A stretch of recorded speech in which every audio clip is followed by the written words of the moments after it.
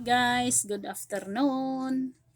Papakita ko sa inyo yung mga random product ko guys sa aking tindahan, yung mga non-food.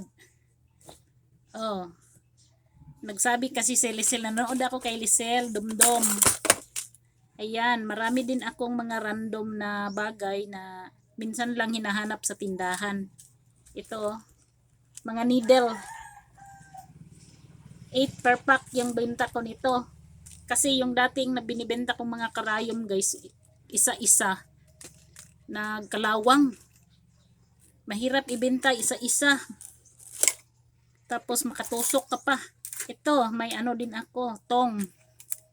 Oh, random yan. Lisel, may random product din ako. Oh, ito. Oh, minsan lang talaga ito na hinahanap pero meron talaga ako nito. Binibenta ko ng 62. May nail cutter din ako, isa na lang. Oh, malaking nail cutter.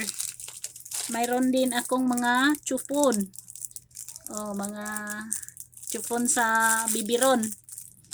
At saka may baraha din ako, guys. Oh, may hair color din ako.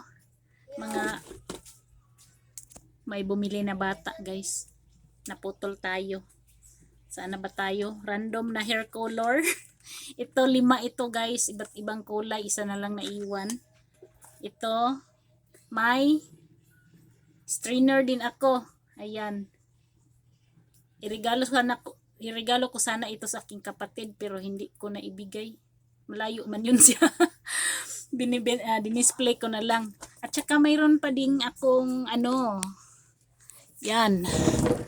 Mga paper plate at saka ito. Oh. At may baunan pa ako guys doon. Ayan. Baunan. Okay, moon lang guys. Bye. Thank you for watching. Ito guys, malakas ito pag ano, yung mga closing na ang mga mama magpa-cutex man. Ito. Minsan lang mabenta.